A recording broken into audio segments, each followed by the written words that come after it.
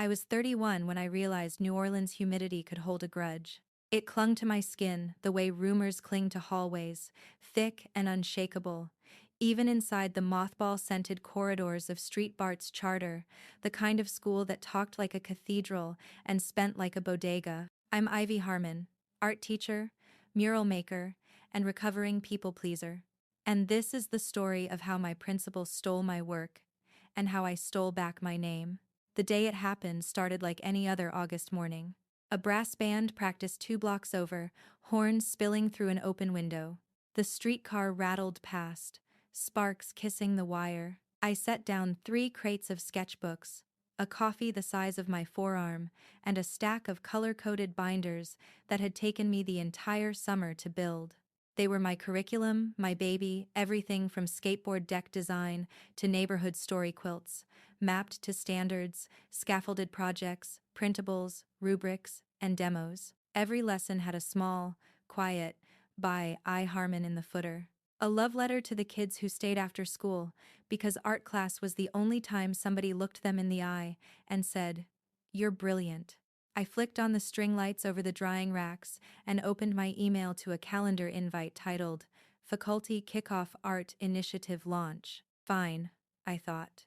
Maybe they'll actually let me present. Maybe the district will notice.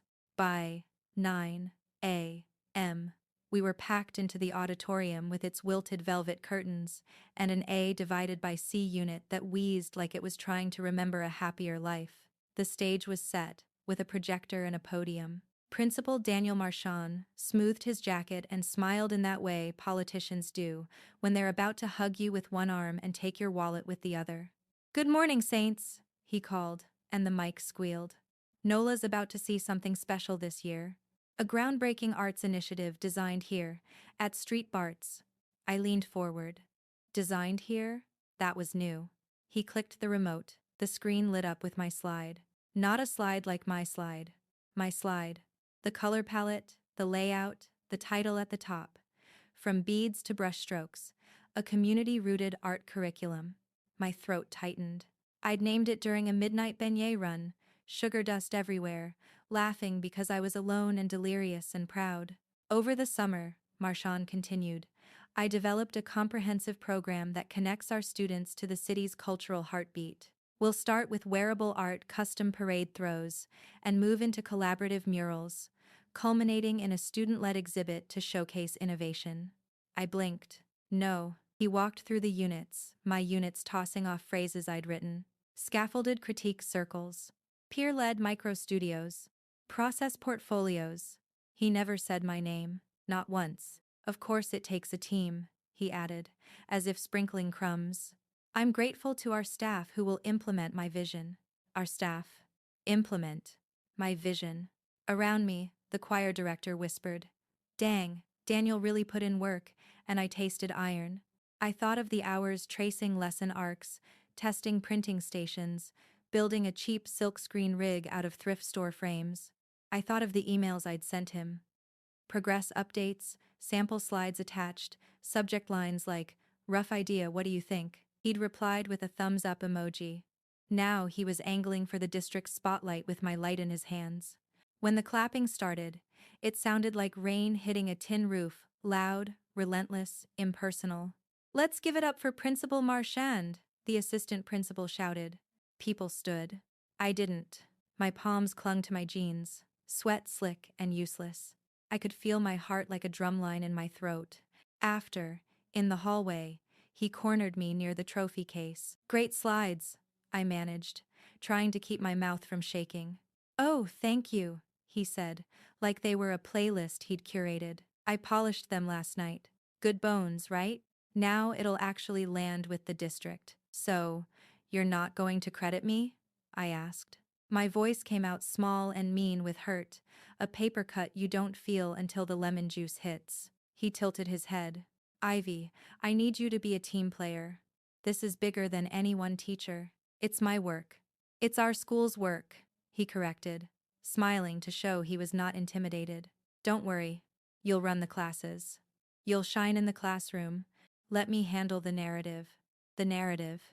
I stared at our reflections in the glass, his tie straight, my bun slightly feral, and understood in one clean snap that he had never once seen me as the author of anything.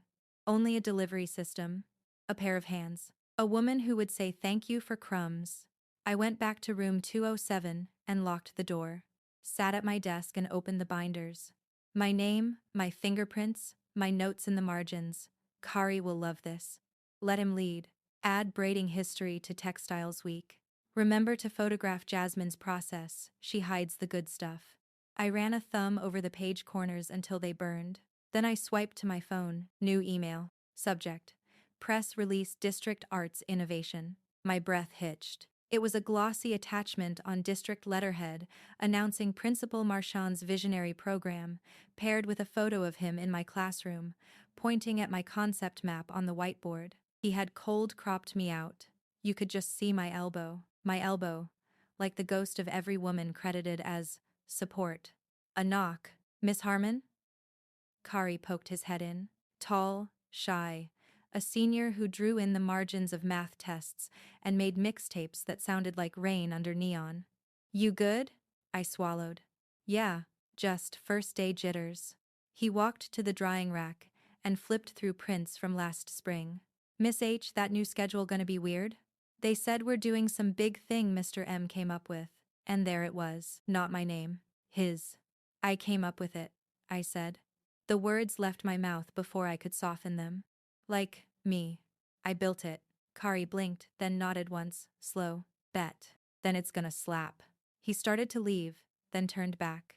You taught us to sign our work. Every piece. Because names matter. Right? Right, I whispered, throat tight. Names matter. After he left, I picked up a charcoal pencil and let my hand move. Lines. Angles. A city block emerging.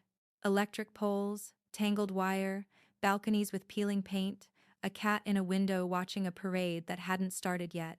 I drew until my brain cooled. Until the ache became shape. My phone lit up with texts, colleagues cheering the press release. A parent group chat buzzing. A voicemail from my mother offering gumbo if I could. Just let it roll off your back, baby. I set the pencil down. I couldn't. Not this time. Not this name. At lunch, I marched to Marchand's office. The hallway framed me with award photos and framed quotes about integrity, which felt like a joke the building told on loop. His assistant, a woman with a calendar for a brain, looked up. He's on a call. I'll wait, I said. She assessed me, decided she was not paid enough to stop me, and gestured to the leather chair. Through the cracked door, I could hear him pitching to someone higher up. And I'll present to the board on the 30th. We'll need PR at the student exhibit to really sell the innovation angle. Innovation. The word thudded. I thought of my students' names, of the quiet girl who stitched poems into patches, of the boy who showed up at 7 a.m. because he had to head straight to work after school, but still wanted to finish his carved lino block. I thought of how many times I'd told them to own their work. How many times I'd told them no one gets to erase them. When he finally waved me in, I closed the door behind me. I need my name on that program, I said, no preamble. I need the district to know whose curriculum it is. Ivy, he sighed, like I was asking for pizza at a steakhouse. This is strategy. If the district sees this as my initiative, they'll greenlight funding. You get supplies, smaller class sizes, maybe even a second art teacher. Isn't that what matters? What matters is you're lying, I said. He pressed his fingertips together. This is a win-win. You'll be the face to the kids. I'll be the face to the board. Don't let ego kill a good thing. Ego. The room tilted. I steadied myself on the chair back. Put my name on it, I said, voice low now. Or I'll put it there myself. He laughed. Actually laughed. I'd love to see you try, he said, and the dare hung in the air like humidity. I left before I said something that would end in HR forms. Back in my room, I closed the blinds. I opened a fresh folder on my laptop and named it Truth. I dragged in everything time-stamped drafts, emails, photos of whiteboards, the Google Drive history showing who wrote what, when. I printed the pages that mattered. In the bottom drawer of my desk was a roll of painter's tape and a fat-tipped Sharpie. I held them like a priest holds a candle and a prayer. I thought of my grandmother, who taught me to embroider my initials on the underside of my quilts. Not for the world to see, she'd said, needle flashing in the porch light. For you to remember who made it, when somebody else tries to forget. The bell rang. Students spilled in, the room filled with the smells of pencil shavings and heat, and the hopes kids don't yet know are heavy. Kari took his seat and looked at me, a question in his eyes. Jasmine slid me a note. You okay? I nodded. I smiled the smile teachers give when they're drowning on purpose. Today, I said, clapping once to get their attention, we're going to talk about signatures. A ripple of interest. The part of a piece that says, I was here. The part that never comes off. I uncapped the Sharpie and drew a thick line across the whiteboard. Everyone went quiet. My hand didn't shake. I'm going to teach you how to build an exhibit, I said. From the ground up? Their heads snapped up. An exhibit? Now? This early? I let the silence stretch until it hummed. Then my phone buzzed again. A new email from the district. Subject: Board meeting agenda, arts innovation, presentation, Marchand. He was going to stand up on that stage, under those lights, and carve my name out of my work one more time. I looked at my kids. I looked at my binders. I looked at the word I'd written huge across the board. Sign. And I knew exactly what I had to do. I pulled out my phone, opened our student leaders group chat, and typed 4 words. Meet me, tonight. Room 207. My thumb hovered over send. Footsteps sounded in the hall. The doorknob turned, and Principal Marchand stepped into my doorway, smiling. Got a minute, Ivy? The district comms director wants a photo, in your room. The flash went off before I could even blink. Marchand was standing beside me, arm half slung across my shoulder, smiling that politician's smile that never reached his eyes. Click. Another flash. The district's communications director, a woman named Allison with clipboard energy, beamed. Perfect. We'll feature this one on the district homepage. Principal Marchand? You said this is your pilot art classroom? He nodded. That's right. These are the kids who'll bring my initiative to life. My stomach flipped. My initiative. Allison turned toward me, polite smile. And you are? Ivy Harmon, I said, swallowing hard. I I teach the class. Her smile didn't even flicker. Wonderful. She scribbled something and left before I could say more. Marchand adjusted his tie, checking his reflection in the glass cabinet. You'll thank me later, he said. Once the funding hits, you'll have resources you've only dreamed about. Then he left. The room was silent except for the hum of the overhead lights. I stood there, the smell of chalk dust and acrylic still thick in the air, and thought, if he gets to tell the story first, I disappear. Not this time. That evening, room 207 transformed. The bell tower lights from the street outside cast a gold tint on the walls. A dozen of my students, Kari, Jasmine, Lena, and others, sat in a semicircle. Snack wrappers and sketchbooks spread across the tables. Kari leaned forward. So what's this about, Miss H? You said it's important. I looked around at them, my tribe. I'm going to tell you something that has to stay in this room, I said. What we built last year, the mural projects, the wearable art series, everything, you remember that, right? Yeah, Jasmine said. It was your thing. You called it beads to brush strokes. Right. Well, the principal took it, I said quietly. He presented it to the district as his work. They all started talking at once. What? No way. Seriously? Kari slammed his palm on the desk. That's foul. Why don't you just tell the district? Lena asked. I smiled sadly. He's got connections. He's on first-name terms with the superintendent. I'd just look bitter. They'd call it a misunderstanding. And it'd blow over. Kari crossed his arms. So what are you gonna do? Sit quiet? No, I said, voice steady. We're going to show the truth. I pulled out my laptop and spun it around. The folder TROH was open. Lesson plans, drafts, photos, timestamps. Jasmine leaned in. You kept all this? I keep everything, I said. Every file, every message, every note. He can fake a story, but he can't fake proof. Lena smirked. So we're going full art heist, huh? A spark of adrenaline lit my chest. Something like that. I want to put together an exhibit, public, loud, undeniable. Not just the art, but the process. Every idea, every innovation, with names attached. Our names. Kari's grin spread slow and dangerous. You want to steal back your credit in front of everyone. Exactly, I said. Jasmine's pencil started tapping. But we'll need permission to host something big. He's not going to give that to you. That's where you come in, I said. We make it a student-led showcase. Independent study, peer initiative. Whatever the district loves right now. You'll be the face of it, not me. The room buzzed. What do we call it? I looked up at the mural we'd started last spring, a swirl of jazz musicians and riverboats and streetcar wires, and said, "The real saints of street Barts." Kari whooped. "Oh, that's cold. I like it." The next few days felt like moving through wet cement, slow, heavy, but deliberate. I smiled through classes, nodded through staff meetings, all while quietly building the rebellion. During lunch, I coached my students on proposal writing and budgeting. After school, we stretched canvas and primed boards under the hum of the fluorescent lights. I even smiled when Marchand stopped by, pretending to check progress. "Excellent energy in here," he said, hands in pockets. "Keep this up for the board demo." The board demo, his next big performance. "Yes, sir," I said sweetly. "We're preparing something very special." The night before the board meeting, I barely slept. My kitchen smelled of coffee and burnt toast. Proofs and emails were spread across the table like tarot cards. Every image, every plan mine. But it wasn't just about me anymore.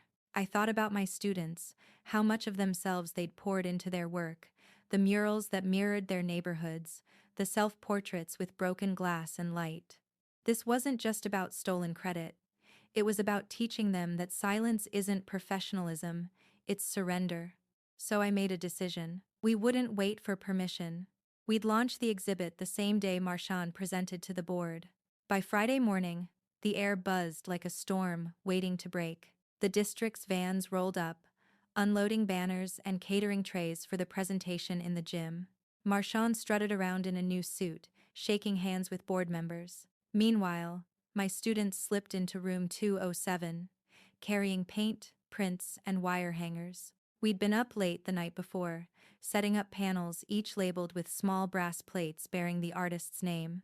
In the center hung a single massive piece, a mural-sized reproduction of my curriculum map, each lesson title rendered in bold graffiti strokes. At the bottom, in unmissable black paint, we'd written, "Created by Ivy Harmon and the students of Street Barts." Jasmine adjusted the sign by the door. It read, "The Real Saints of Street Barts, a celebration of authentic art and ownership." Kari pulled out his phone. "We live streaming this?" "You bet we are," I said, setting up the tripod. At exactly 1 p.m., Marchand's voice echoed through the hallway speakers from the gym. "Our program has transformed how students engage with creativity. It's about ownership, identity, and community." The irony nearly made me laugh. "Ownership, huh?" Kari muttered. "Let's show them what that really means." I nodded. Lights on. We flipped the switches. The hallway flooded with color. Students from other classes stopped, curious. Within minutes, word spread there was another art exhibit, in the classrooms. Then the phones came out. Hashtags started flying. Number Real Saints of Sparts. Number Art Belongs to Artists. And because this is New Orleans, where gossip moves faster than jazz on Bourbon Street, the story was already online before the board meeting ended. I didn't know it yet, but the local arts paper had picked up the stream, and one of the reporters in the gym started whispering to a colleague. Marchand was mid-sentence, something about "my student-led innovation," when a staff member burst through the side door, phone in hand. "Daniel," she hissed, "you need to see this." He frowned. Then his eyes flicked to the screen. The color drained from his face. Because there I was on live video standing in front of the mural, saying clearly, "This is our work. These are the real creators." And every idea, every project, every spark began right here, in this classroom. The room behind me erupted in applause. The clip kept looping, spreading, multiplying. And in the gym, every board member turned toward Marchand. Every single one. Back in room 207, I was mid-sentence when the door slammed open. Marchand stormed in, face red. "What do you think you're doing, Ivy?" Kari stepped forward, protective. "She's telling the truth, sir." "This is insubordination," he barked. "You can't." I met his eyes, calm now. "Actually, Daniel, everything here is documented. Every timestamp, every file, every credit. You stole my curriculum. I'm just giving it back its name." He opened his mouth to speak, but outside, down the hall, came the sound of footsteps. Lots of them. Voices. Cameras. Someone from the district's communications team. Someone else holding a microphone. And leading them was Allison, the same woman who'd taken the photo earlier that week. She looked at me, then at the mural, then back at him. "Principal Marchand," she said carefully, "we need to talk about this." And just like that, the story shifted. His narrative cracked right down the middle. But it wasn't over. Not yet. Because as the crowd started to gather, Marchand straightened his jacket and whispered so only I could hear. "You just made a very big mistake." Allison's gaze was cool and clinical, the kind you develop when you've had to fact-check smiling men for a living. Behind her, two board members hovered, whispering to each other, while a local reporter lifted a discreet phone to record. Marchand recovered fast. He planted a smile on his face like a band-aid on a broken bone. "Welcome, everyone," he announced, voice echoing. "This is our student-led pop-up, a testament to the culture we've cultivated at Street Bart's Under My Arts initiative." Kari snorted under his breath. I stepped forward. "It's not a pop-up," I said. "It's proof." I turned to the students. "Stations." They moved like a practiced crew. Jasmine pulled down a projection screen and cast my Google Drive history onto it, versions, authorship, timestamps, each change tagged with my name. Lena rolled out a cart with binders labeled Unit 110 and a folder stamped emails. On the far wall, we'd pinned photos of whiteboards and lesson prototypes, each one date-stamped, my handwriting looping and messy. I didn't raise my voice. I didn't have to. The room was full of receipts. Allison stepped closer, eyes flicking from the projection to the mural of my curriculum map. "Miss Harmon, this is your authorship trail?" "Yes," I said. "From April through August. Every lesson, every rubric, every innovation." A hush rippled through the doorway as more people squeezed in. Some students from other classes, two teachers I knew, a custodian who'd seen everything this school ever hid. Marchand laughed a little too loudly. "Of course," Miss Harmon contributed, he said, palms open. "As I've said repeatedly, this is a team effort." As principal, I synthesized and formalized the vision. And synthesized? Kari repeated, incredulous. "My dude, you copy-pasted." Snickers rolled through the students. Marchand's jaw flexed.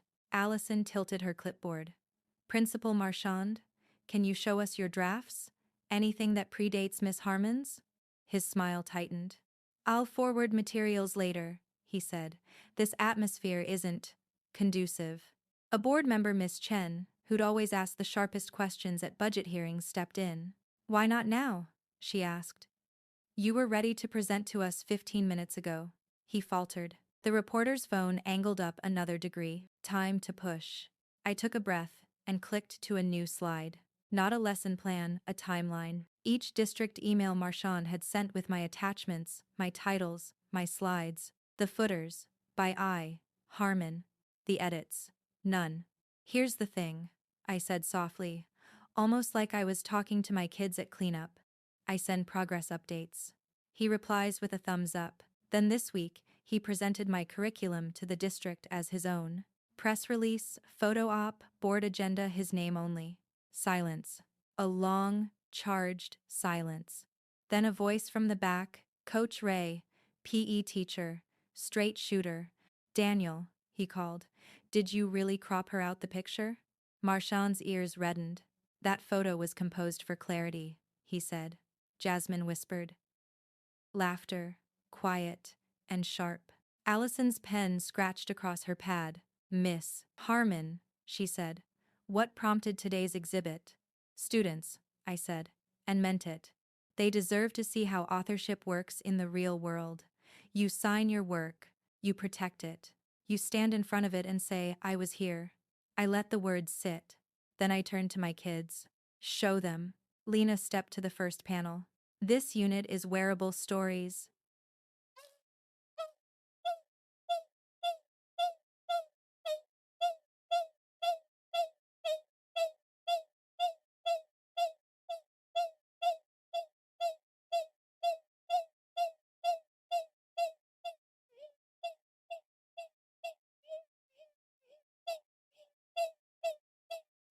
Miss H piloted the prototype with my aunt's bead shop last spring.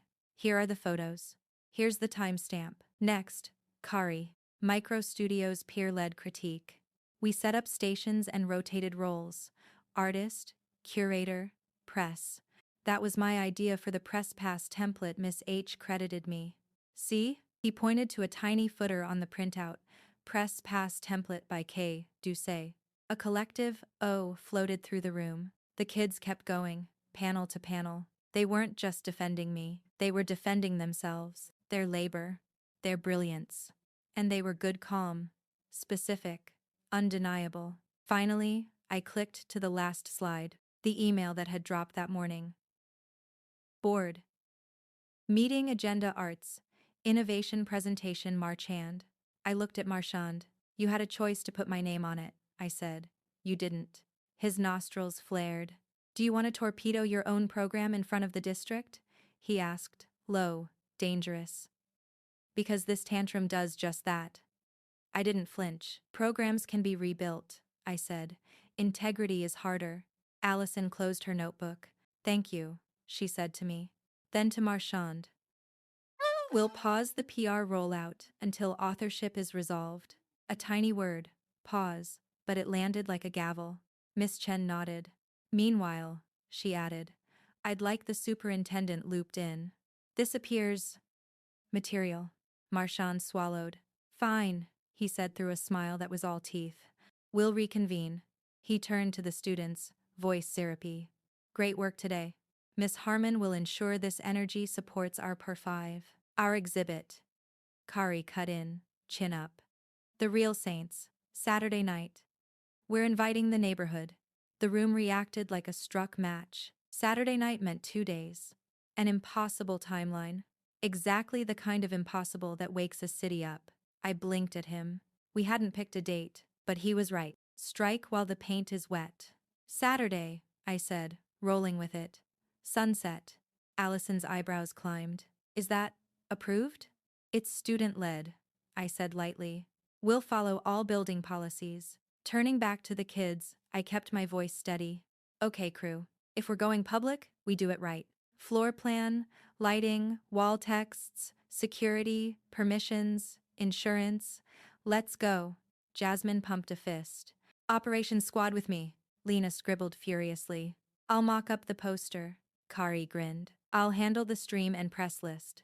The room exploded into motion. Tape guns snapped. Carts rattled.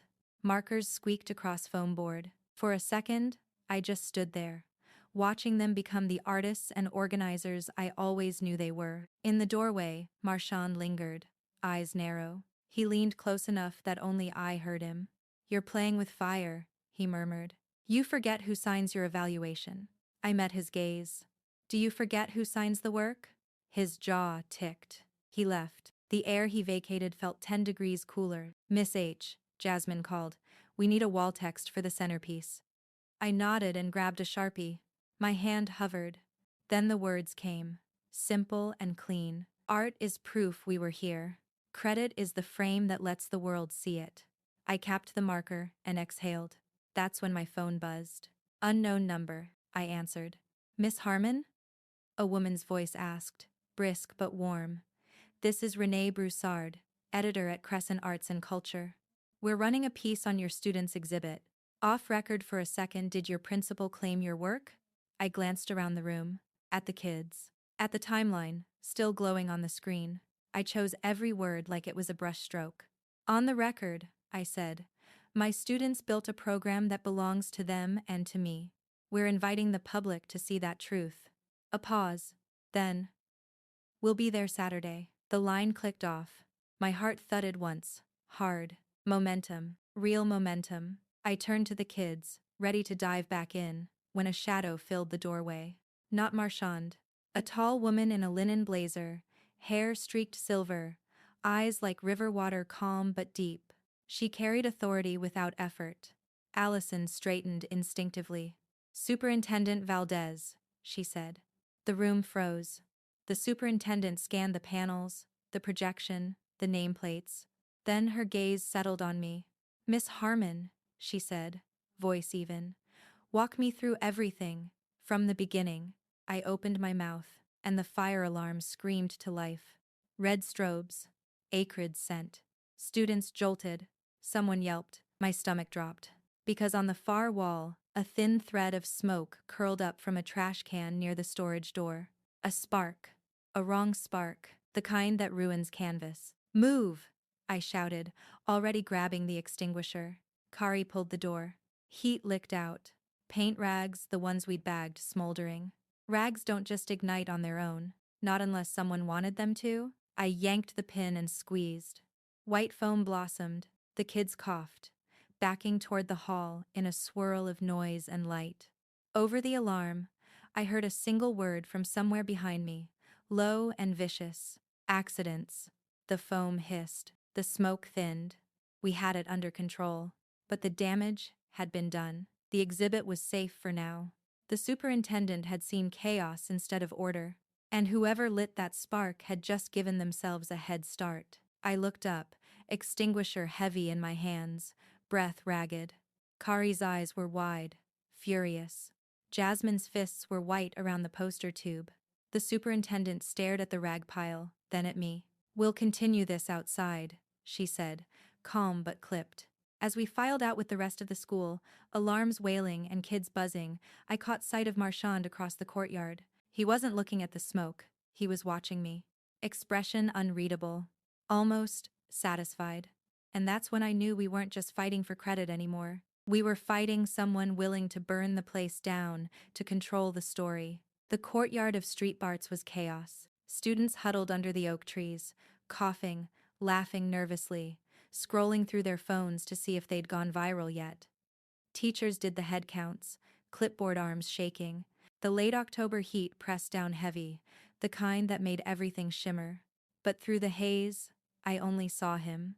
Principal Marchand, arms crossed, calm as ever, watching me. The superintendent stood a few feet away, murmuring with the fire captain. I could tell she wasn't convinced it was an accident. The scorch marks on the rags, the placement near the breaker box, it looked deliberate, too deliberate. Kari came up beside me. "You think he did it?" he whispered. I didn't answer right away. I was still replaying the look on Marchand's face. The faint curve of his lips, like someone who'd just watched a chess move go exactly as planned. "I think someone wanted to ruin our exhibit," I said finally. "And I think that someone's not as smart as they think." Jasmine joined us, clutching her phone. "The fire didn't spread, Miss H. Custodian said your mural's fine. Just a little smoke damage." My stomach unclenched slightly. Thank God. Then her voice dropped. "But the superintendent, she's asking questions. Real questions." I glanced over. Valdez was walking toward me now, heels clicking on the pavement, hair wind-whipped. She stopped a few feet away, notebook open. "Miss Harmon," she said, eyes sharp. "I'm going to need you to tell me exactly what happened in there." I nodded. We were working on the student exhibit. The fire started in a waste bin near the storage door, rags, solvents, all sealed like always. I checked that bin myself this morning. Her gaze didn't waver. "You're sure it was sealed?" "Yes, ma'am." She scribbled something. "And you're certain no one was in that room unsupervised?" I froze. Before I could answer, Marchand stepped in smoothly, like he'd been waiting for that opening. "I was just about to ask the same question," he said, voice rich with concern. "It's possible a student mishandled materials. Miss Harmon's room has always been a bit unconventional." "Who? Unconventional." Translation: chaotic, female, uncontainable. Valdez's pen paused. "Is that your professional assessment, Mr. Marchand?" He smiled. Just an observation. We all want what's best for the students. I bit my tongue until I tasted metal. Superintendent, I said evenly. Our storage area is locked after every session. If someone accessed it, they used my spare key, or they had their own. Her gaze flicked between us. I'll have facilities check the logs. Both of you will need to submit written reports by morning. Then, lowering her voice, she added, Miss Harmon, you may want to keep all your documentation secure tonight. And just like that, she turned and walked off, barking instructions to the fire crew. Kari whispered. She knows something. I nodded slowly. Yeah, and so does he. Marchand leaned in close as the superintendent moved away. You think a few burned rags will stop me? He muttered, too quiet for anyone else to hear. You're in over your head, Ivy. I smiled, tight and dangerous. You should have checked my credentials, Daniel. I teach creative problem solving for a living. He opened his mouth, but the bell rang the all clear, and the crowd surged back toward the building. That night, my apartment felt smaller than usual. My cat, Toulouse, purred on the couch while I sat surrounded by papers, proof, and half-drunk tea. The ceiling fan creaked like it was eavesdropping. Every instinct told me to quit while I could. To walk away before this turned into a smear campaign or worse. But then my phone buzzed a message from Kari. Just checked the hallway cams. Guess who was in room 207 20 minutes before the fire? My heart kicked. You're kidding. How'd you get the footage? Kay? Lena's brother does it for the district. He owed her a favor. Then he sent the clip. Grainy, time-stamped. The art room, empty. The clock on the wall reading 3:42 p.m. Then, Marchand. Entering with a lanyard key, looking around, walking toward the storage closet. No sound, but his movements said enough. He crouched, opened the bin, pulled something out, then left. The clip ended. My fingers trembled. He'd done it. He'd actually risked an arson charge to sabotage me. I hit call. Kari, I whispered when he answered. Save that footage. Copy it twice. Then delete it from your phone. We're not letting him erase this too. Got it. You gonna tell the superintendent? Not yet, I said. We're gonna use it. The next morning, Marchand strutted into the staff lounge like a man freshly absolved. Fire department confirmed it was spontaneous combustion, he announced, pouring coffee. No foul play. Just an unfortunate safety lapse. We'll be resuming business as usual. The other teachers nodded sympathetically. A few shot me side eyes that said, Are you okay? I didn't answer. Instead, I waited until lunch, when he was alone in his office, door slightly ajar. I slipped an envelope onto his desk. Inside, one still image from the footage, him crouched by the trash bin, hand in frame. No note. Just the photo. At 1:15, he appeared in my doorway. You think this is funny? He hissed. I looked up from grading. Not at all. I think it's damning. He shut the door behind him. You have no proof that's me. Maybe not, I said lightly. But the superintendent's already seen the damage.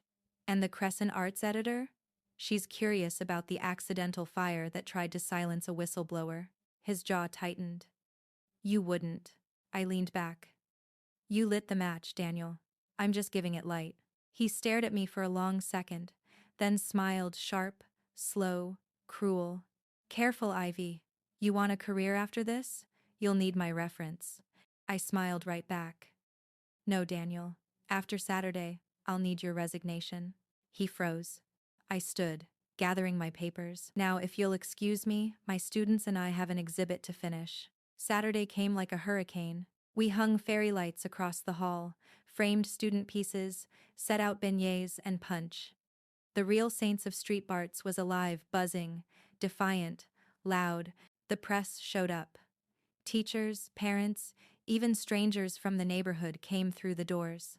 And then Superintendent Valdez arrived, walking beside Marchand. He looked composed again, suit crisp, smile practiced. Miss Harmon, he said, just loud enough for cameras. So glad we could make this happen together. I forced a polite nod. Likewise. But behind me, Kari was already queuing up the video on the projector. Time to show the process, he whispered. I took the mic. Thank you all for coming, I said. This program started as a vision ours, built by students who believe art should be honest, transparent, and brave.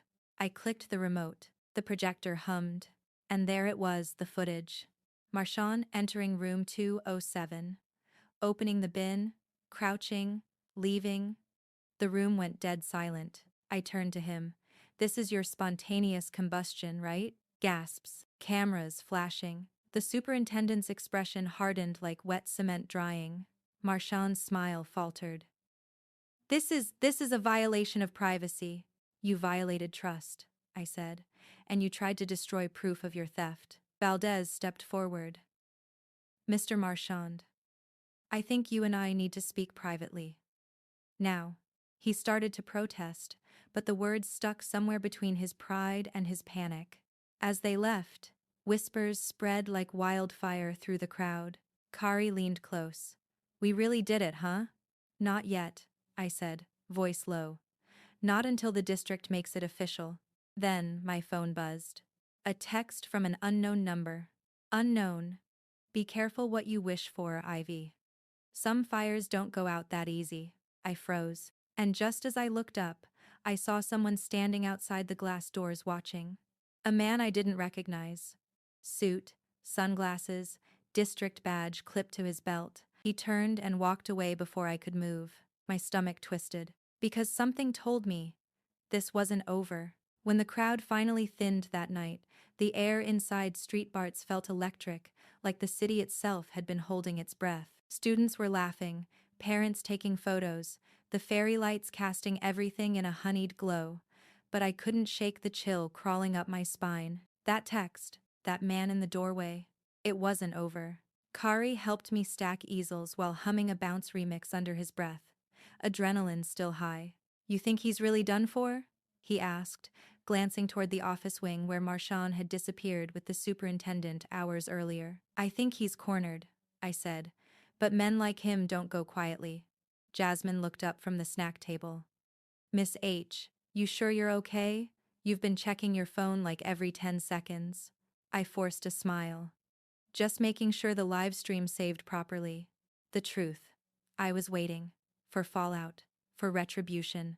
For whatever came next. By 10:30, the halls were empty except for us the diehards, cleaning paint splatters and wrapping cables. Outside, the streetcar bell echoed through the night air. I walked one last loop through the gallery, fingertips grazing each plaque, each student's name. Every piece was a declaration. This wasn't just art. It was proof of life. The final panel, the mural-sized curriculum map, still smelled faintly of smoke. I ran my hand over the bottom corner where we'd painted, created by Ivy Harmon and the students of Street Barts. We'd done it. We'd rewritten the narrative. At least, that's what I wanted to believe. Kari appeared in the doorway. Hey, Miss H? There's someone outside asking for you? I frowned. Who? He shrugged. Didn't say. Just asked if you were still here. My pulse ticked up.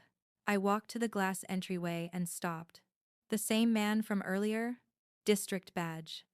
Sunglasses. Even at night. He raised a hand in a polite half-wave, the kind you give before delivering bad news. I stepped outside. Can I help you, Ivy Harmon? His voice was smooth, bureaucratic, detached. Name's Agent Pierce. District Compliance Division. We need to talk about a pending investigation. My stomach dropped. Into what? Misappropriation of district resources, he said evenly.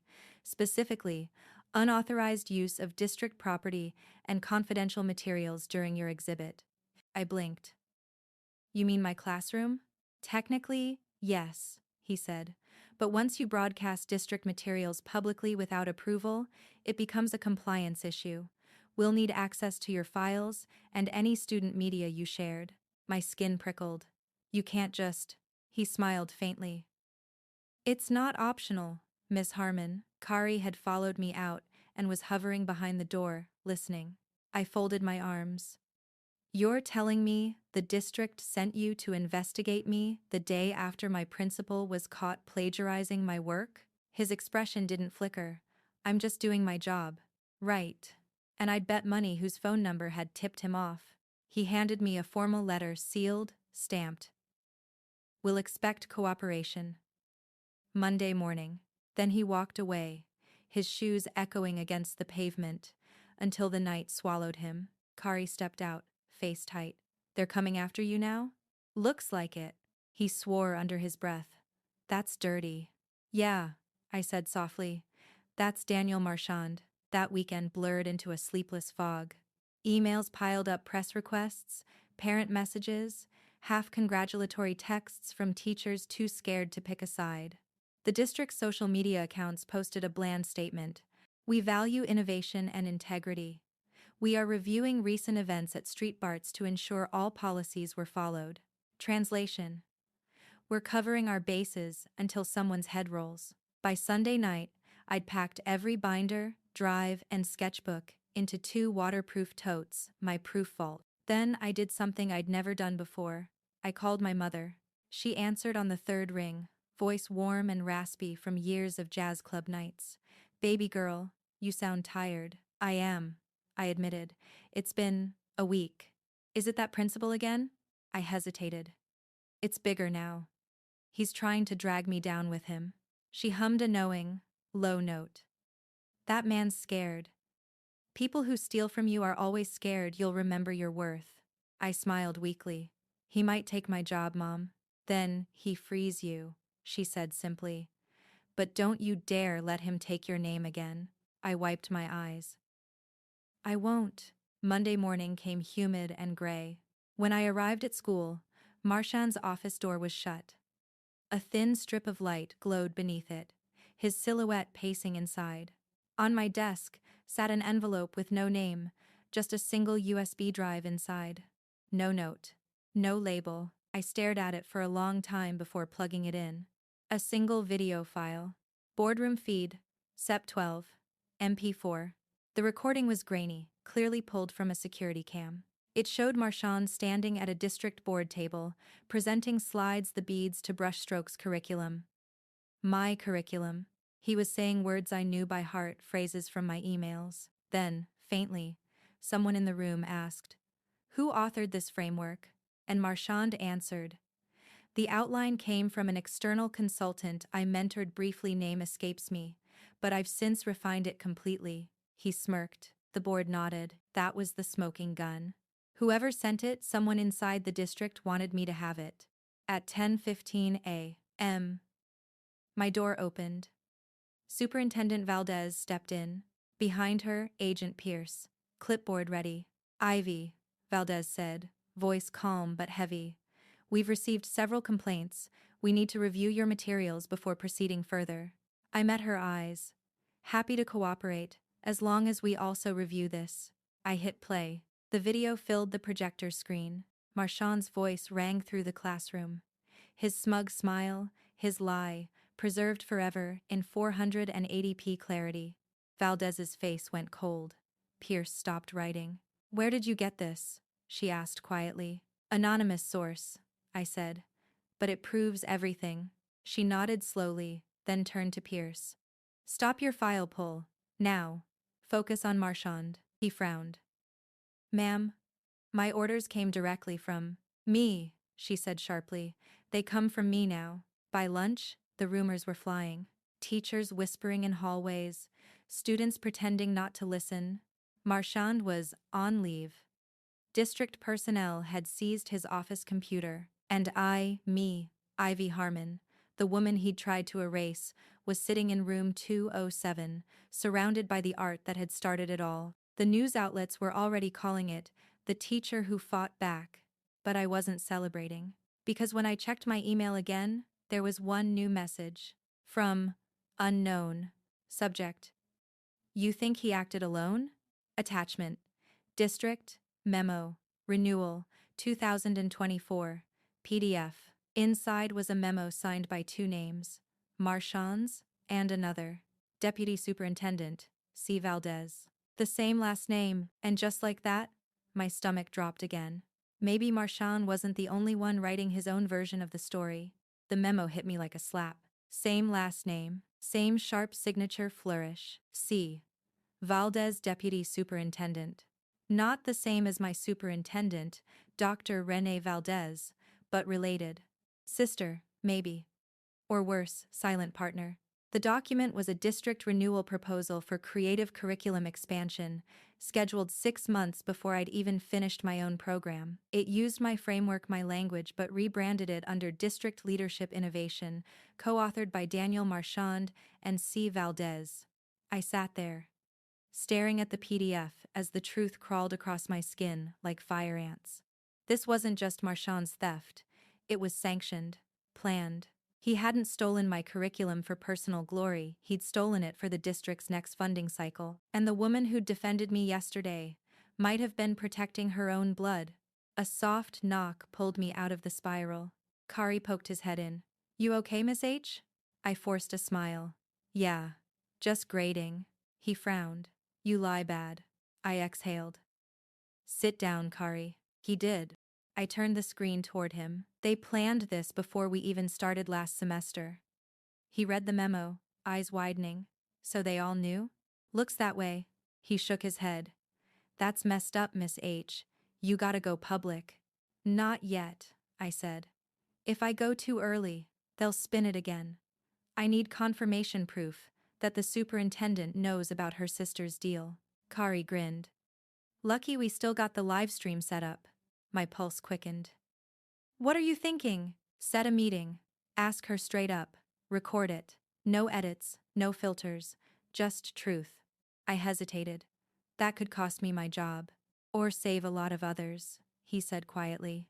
He was right. That afternoon, I emailed the superintendent, requesting a private debrief about district involvement in Marchand's initiative.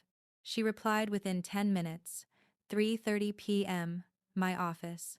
When I arrived, she stood by the window, city skyline behind her. Calm, collected, unreadable. "Ivy," she said, "you've had quite a week." "Yes, ma'am. And I've learned quite a bit." I slid the memo across her desk. Her expression didn't flicker. "Where did you get this?" "Anonymous source." She tapped the page, then looked up. "That document isn't complete. Context matters." "Then give me context," I said. She sighed. "My sister oversees curriculum innovation. Marchand approached her with your framework months ago. She thought he had permission. I didn't know until the story broke. It sounded too rehearsed." "Did you?" I asked. Her jaw tightened. "Be careful, Miss Harmon. The district doesn't appreciate witch hunts." I smiled, tiny and sharp. "Good thing I'm an artist. I paint the truth." Her eyes narrowed. "You're making powerful enemies." "So are they," I said, standing. The small red light on my smartwatch blinked once recording. The truth was finally on tape. The next morning, my inbox exploded. Press requests. Legal inquiries. A message from Crescent Arts asking for final confirmation before print, and one short email from an anonymous sender. "Upload what you recorded.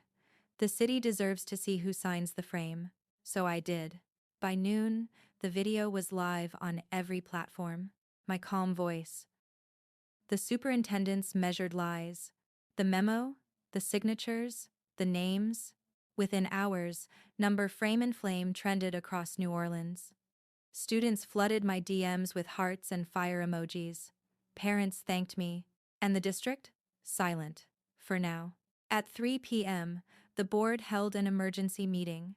Kari texted, "They're streaming it. You should see this." I clicked the link. There was Marchand, face pale, tie askew, reading a prepared resignation. Beside him, the superintendent sat stiff, her voice brittle as she announced that, due to conflicts of interest, Deputy Superintendent C. Valdez will also be stepping down. The board thanked me publicly for upholding the district's values. A polite way of saying, "You burned down the house, but at least you left the foundation." When it ended, I just sat there, shaking. Relief, rage, grief. It all blurred together. That evening, I returned to room 207. The sunset poured through the tall windows, turning every painting gold. The kids had left a surprise on my desk, a framed photo from the exhibit. Underneath, in Kari's looping handwriting. To Miss H for teaching us that art fights back. I laughed and cried and laughed again. Then, I opened my window, letting in the sound of brass and thunder from the street below. New Orleans was alive, messy, and forgiving in ways people weren't. I recorded one final video for my channel. Voice steady now. When someone steals your work, they're not just taking what you made, they're trying to erase where you've been. But art remembers, and when truth finally hangs in the light, the thieves burn in their own shadows. The next week, the district offered me a promotion, Director of Arts Curriculum. I turned it down. Instead, I opened a nonprofit downtown, the Real Saints Studio, a space for students to create, sign, and own their work. Because revenge isn't destruction, it's reclamation. And sometimes, the best way to frame your story is to paint over the lies yourself.